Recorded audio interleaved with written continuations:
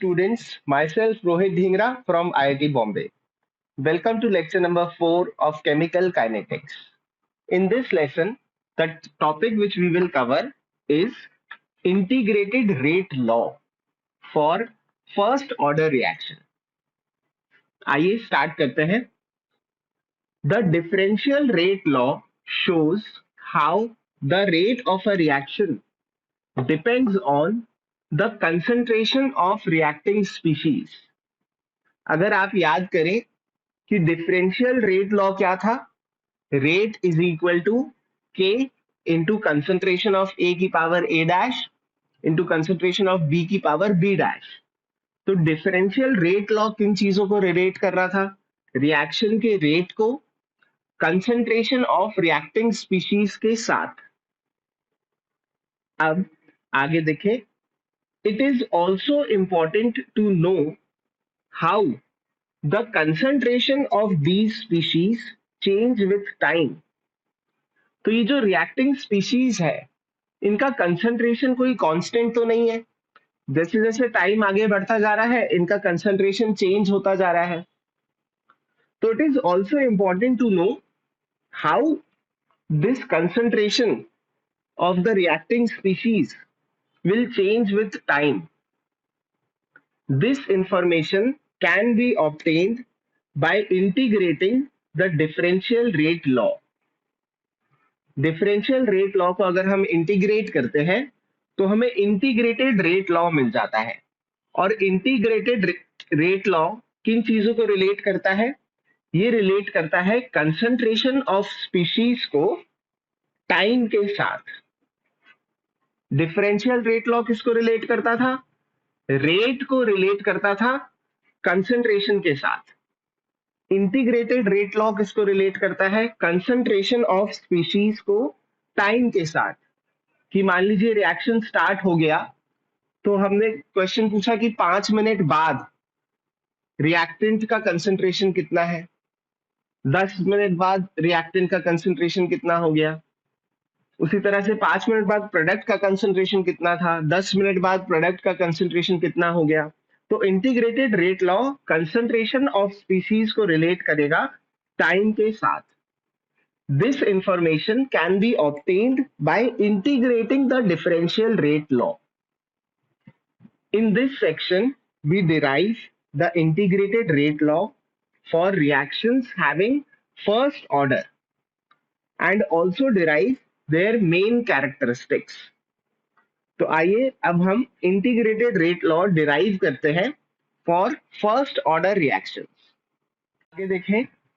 In first order reactions the rate expression depends on generally the concentration of one species only.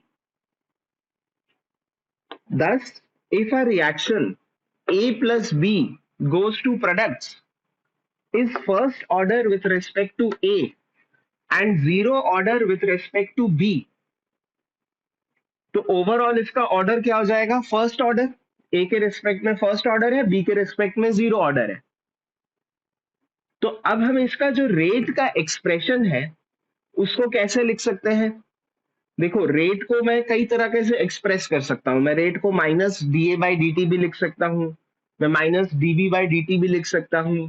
अगर C और D products है तो plus DC by D T या DD by D T भी लिख सकते हैं. तो यहाँ पे I am choosing to write rate as minus DA by D T. और सिंस ये रिएक्शन फर्स्ट ऑर्डर है A के रिस्पेक्ट में, तो rate law, differential rate law के अकॉर्डिंग हम क्या लिखेंगे? Rate is equal to K into A की पावर 1 और B की पावर 0. तो B की पावर 0 तो 1 ही हो जाएगा. मतलब हम रेट को लिख सकते हैं minus D A by D T is equal to K ए.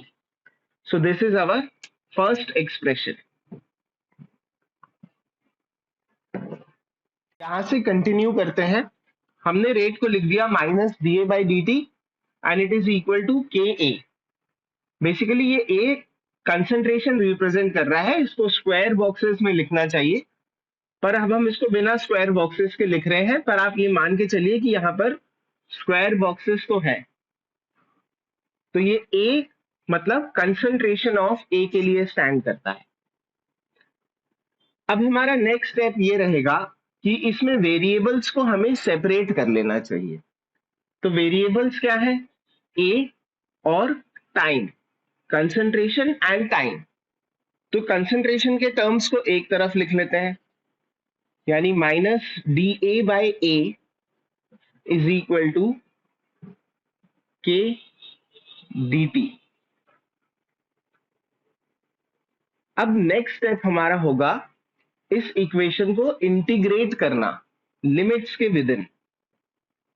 तो इंटीग्रेट अगर हम करेंगे तो हमें लिमिट लगानी चाहिए।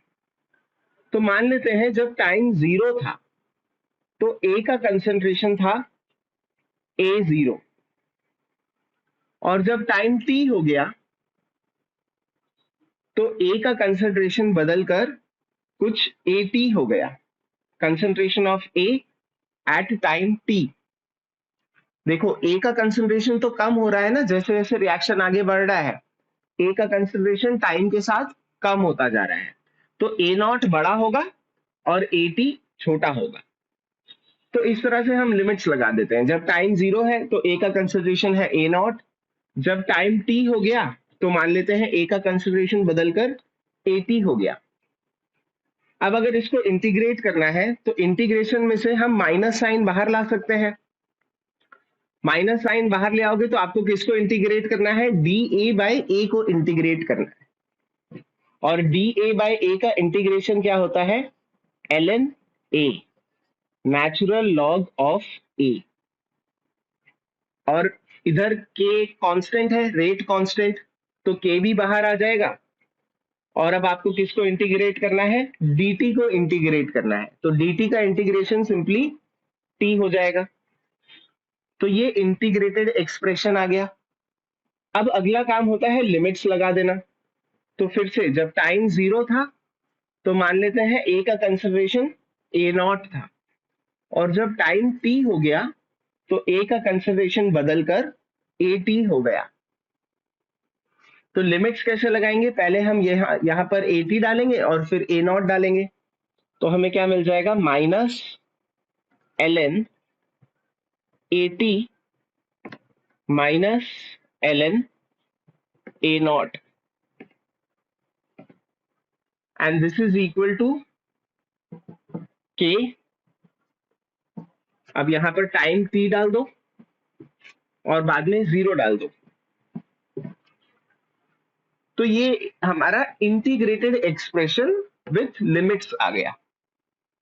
अब देखिए ln x minus ln y, ये होता है ln x अपॉन y। तो अगर मैं वही एक्सप्रेशन यूज करूं तो ये जो ब्रैकेट के अंदर है उसको मैं क्या लिख सकता हूं? ln AT by A0 is equal to KT, और ये जो माइनस साइन है, माइनस साइन को हम यहां भेज देते हैं।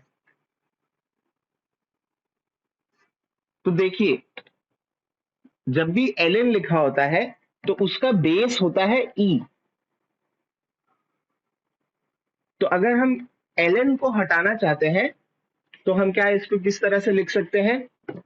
AT by A0 is equal to E की पावर माइनस KT। तो यहां से AT का एक्सप्रेशन क्या आ जाएगा? AT आ जाएगा A0 इंटू E की power minus KT। So this is our final conclusion after integrating the differential rate law. देखिए ये इक्वेशन हमें क्या बता रही है? ये इक्वेशन हमें बता रही है concentration of A at time t is equal to concentration of A at time 0 into E की पावर माइनस KT। तो ये इक्वेशन हमें कंसंट्रेशन दे रही है एट टाइम t। अगर हमें इनिशियल कंसंट्रेशन पता है, हमें टाइम पता है और रेट कांस्टेंट पता है, तो हम किसी भी टाइम पर ए का कंसंट्रेशन इस इक्वेशन की मदद से निकाल सकते हैं। और मैथमेटिकली अगर आप देखें तो जैसे जैसे टाइम बढ़ता जाएगा तो ये e की पावर माइनस kt जो टर्म है वो छोटा होता जाएगा, क्योंकि टाइम बढ़ेगा तो kt बढ़ेगा, पर ये माइनस में है तो ओवरऑल e की पावर माइनस kt कम होता जाएगा। और अगर ये टर्म कम होता जाएगा टाइम के साथ साथ तो at की वैल्यू भी टाइम के साथ साथ एक्सपोनेंशियली कम होती जाएगी। तो देखिए, इंटीग्रेट करने के बाद हमारे पास ये जो इक्वेशन आई है इसको हम कहते हैं विलहेल्मीज इक्वेशन। आपको इसका नाम याद रखने की जरूरत नहीं है, बट इसका नाम होता है विलहेल्मीज इक्वेशन। ये इक्वेशन हमें क्या बताती है कि ए का कंसंट्रेशन टाइम के अकॉर्डिंग कैसे चेंज हो रहा है। अगर इसका हम ग्राफ बनाए तो ग्राफ किस तरह से बनेगा, जब टाइम 0 था तो ए का कंसंट्रेशन मैक्सिमम था और वो कितना था, ए नॉट के बराबर। जैसे जैसे टाइम बढ़ता जा रहा है ए का कंसंट्रेशन एक्सपोनेंशियली कम होता जा रहा है। तो ये ग्राफ कैसा आएगा, एक्सपोनेंशियल डीके का ग्राफ आएगा। और अगर आप याद करें लेक्चर नंबर 1 में मैंने कुछ ग्राफ्स बनाए थे जहां पर ए का कंसंट्रेशन ऐसे कम हो रहा था और बी का कंसंट्रेशन ऐसे बढ़ रहा था। तब मैंने आपको बताया था कि इस कर्व की इक्वेशन हम आगे जाके डिराइव करेंगे। तो this is the equation for this curve. According to this equation the concentration of A will decrease exponentially with time. ठीक, अब इस इक्वेशन को आपको इस फॉर्म में तो याद रखना ही चाहिए, और इसके अलावा इसको एक और फॉर्म में भी आप याद रख सकते हैं, वो आपको क्वेश्चन जल्दी सॉल्व करने में मदद करेगा। देखिए, इसको बस हम रीअरेंज कर देते हैं। तो A naught by A T अगर मैं लिखूं तो A naught by A T किसके बराबर हो जाएगा, A naught by A T is equal to 1 upon E की पावर माइनस के टी, यानी ये हो गया ई की पावर के टी के बराबर। दोनों तरफ अगर हम नेचुरल लॉग ले लें, मतलब ln ले लें, तो ln A naught by A T is equal to ln E की पावर के टी, और ln का बेस भी e है, यहाँ पे भी e है, तो kt नीचे आ जाएगा और ln e की वैल्यू 1 होती है, मतलब kt इधर आ गया और ये क्या हो गया, ln e बेस e, और इसका जो आर्ग्यूमेंट है वो भी क्या है, e ही है।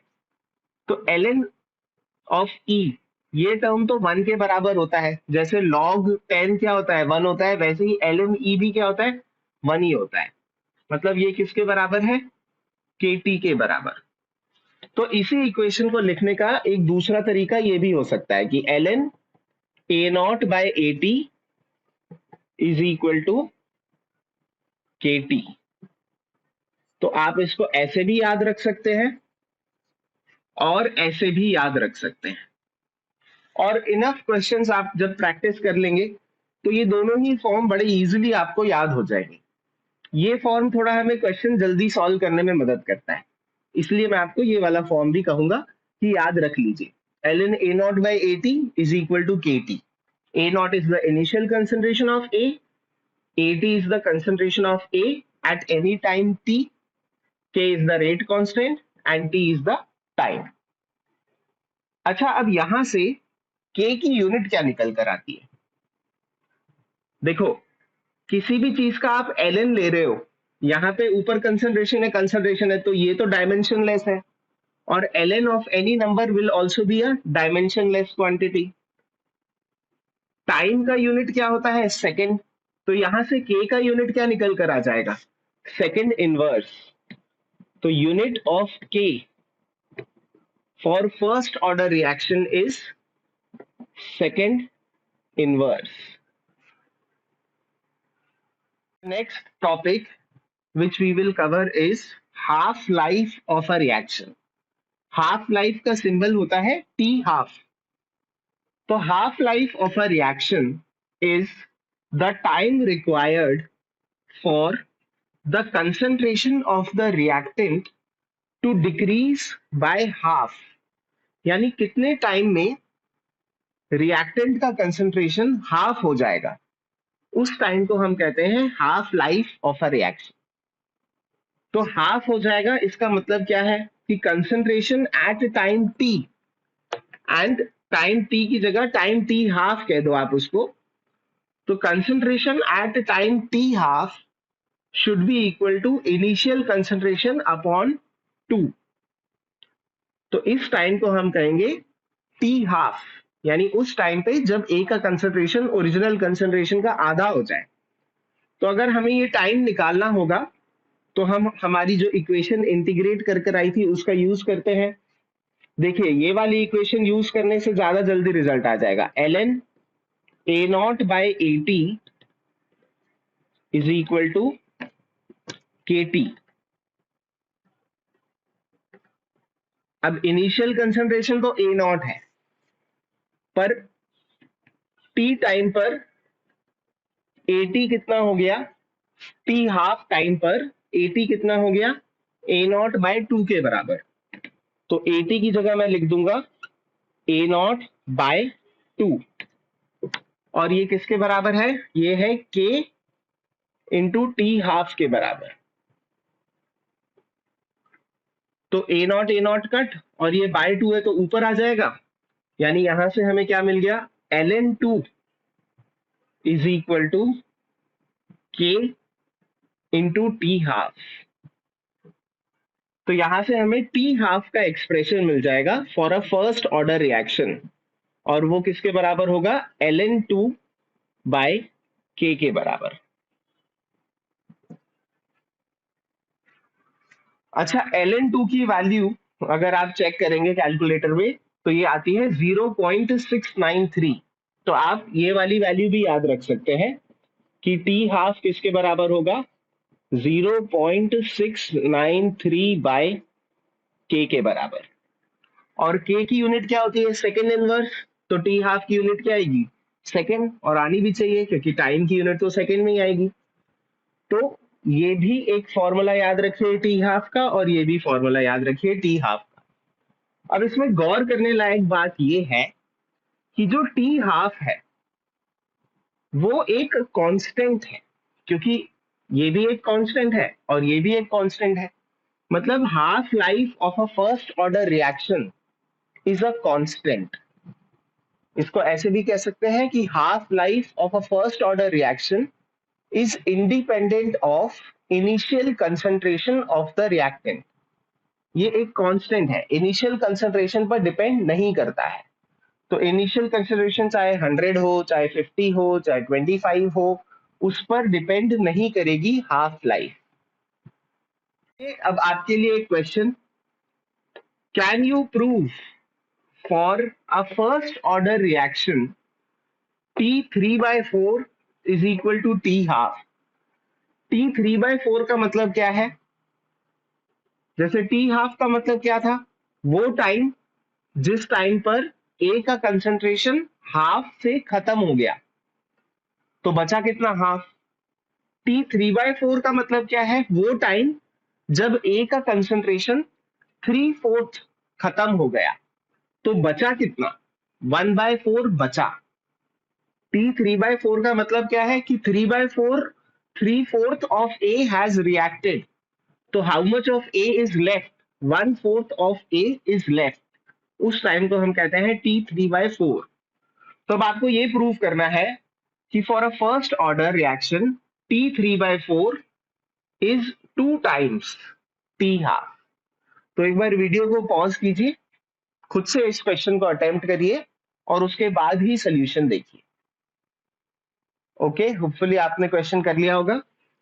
अब देखें टी हाफ, टी हाफ का एक्सप्रेशन तो हमने ऑलरेडी डिराइव कर रखा है। For a first order reaction T half होता है ln 2 बाय के। अब मुझे एक्सप्रेशन निकालना है T3/4 का। T3/4 है मतलब 3/4 हैज रिएक्टेड, तो how much is left, 1/4 is left. तो अब जो हमारी इक्वेशन थी वो क्या थी, ln a naught by A T is equal to K T. इसमें ए नॉट तो इनिशियल कंसिडरेशन थी, ए टी क्या था, concentration of A at time T. मतलब कितना कंसेंट्रेशन बच गया ए का टी टाइम के बाद। तो अगर 3/4 रिएक्ट कर गया है तो कितना बच गया, 1/4 बच गया। यानी यहां पर मैं लिखूंगा 80 की जगह A0/4, और ये किसके बराबर हो जाएगा, KT3/4। तो ये A0 कट गया, क्या आ गया, ln4 इज इक्वल टू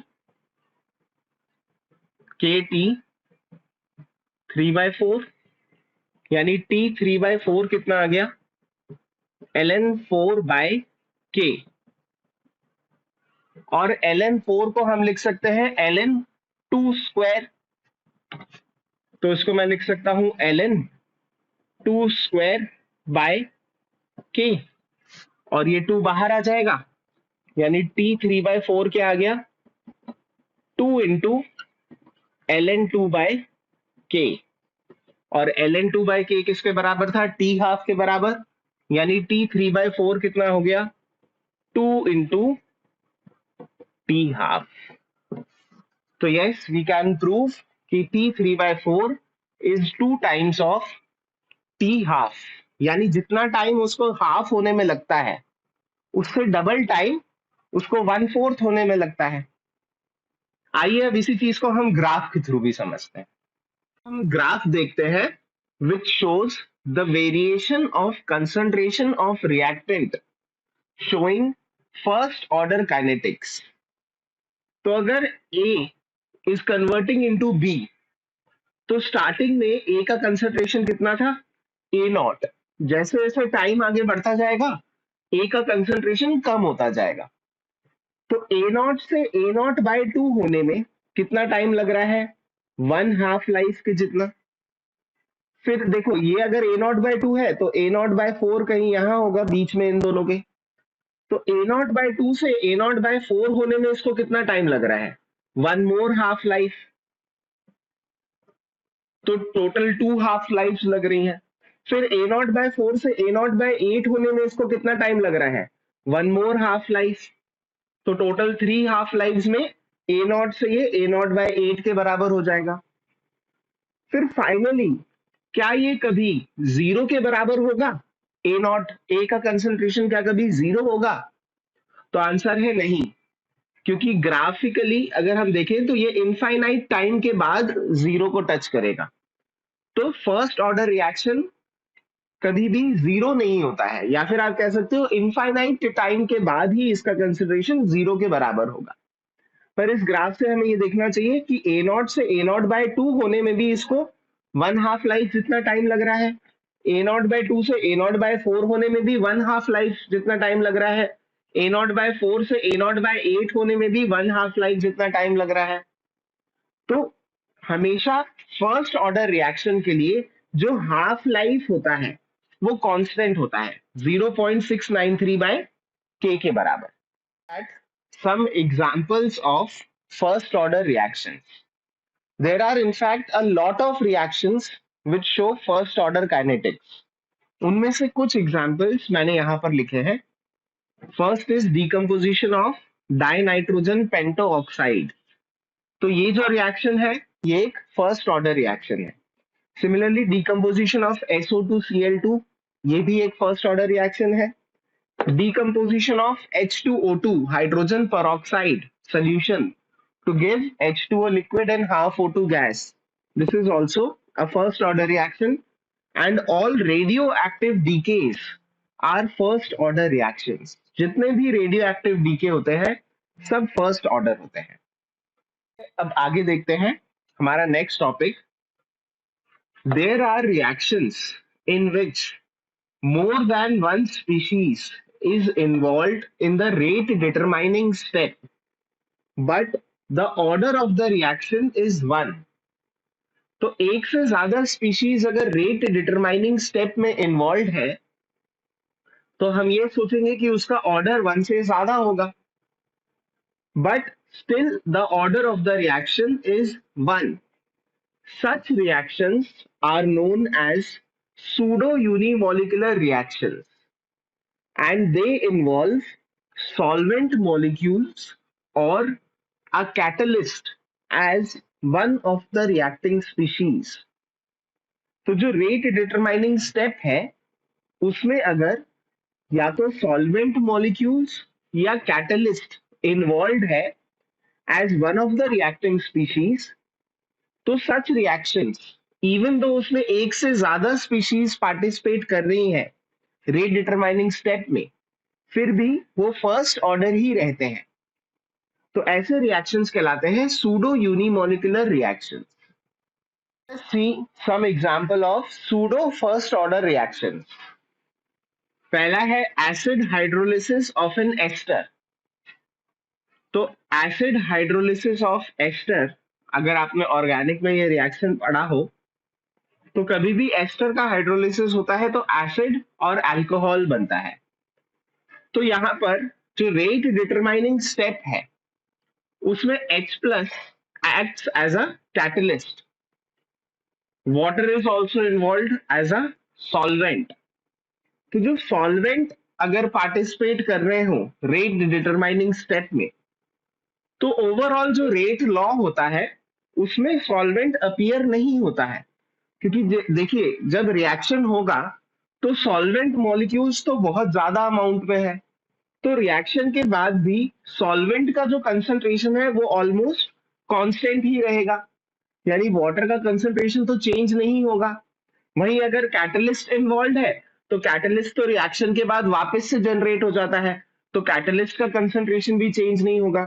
तो ऐसे रिएक्शंस जहां पर सॉल्वेंट मॉलिक्यूल्स या कैटलिस्ट रेट डिटरमाइनिंग स्टेप में इन्वॉल्व है, तो स्टेप में रेट डिटरमाइनिंग स्टेप में इन्वॉल्व होने के बावजूद भी जो ओवरऑल रेट लॉ होता है उसमें ये अपीयर नहीं होते हैं, मतलब ये रिएक्शन सिर्फ फर्स्ट ऑर्डर ही होगा विथ रिस्पेक्ट टू एस्टर।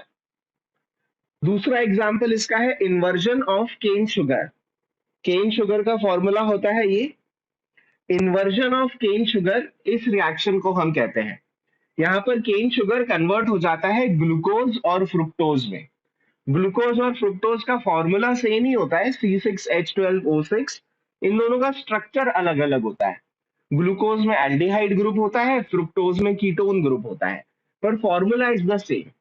तो ये रिएक्शन भी is an example of a pseudo unimolecular reaction या फिर सूडो फर्स्ट ऑर्डर रिएक्शन।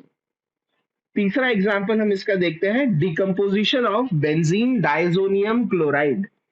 तो ये भी एक इंपॉर्टेंट रिएक्शन है जिसको हम ऑर्गेनिक केमिस्ट्री में कवर करते हैं। यहां पर ये कंपाउंड को बोला जाता है बेंजीन डाइजोनियम क्लोराइड। अगर वाटर के साथ इसका रिएक्शन होगा तो ये डिकम्पोज हो जाएगा, ये N2 ग्रुप निकल जाता है एज नाइट्रोजन गैस, और क्या मिल जाता है C6H5OH यानी phenol plus N2 plus HCl। तो इधर भी जो रेट डिटरमाइनिंग स्टेप है उसमें बेंजीन डाइजोनियम क्लोराइड के साथ साथ वाटर भी इन्वॉल्व है, दोनों स्पीशीज इन्वॉल्व है, फिर भी ये रिएक्शन सेकेंड ऑर्डर ना होकर फर्स्ट ऑर्डर ही होता है with respect to benzene diazonium chloride.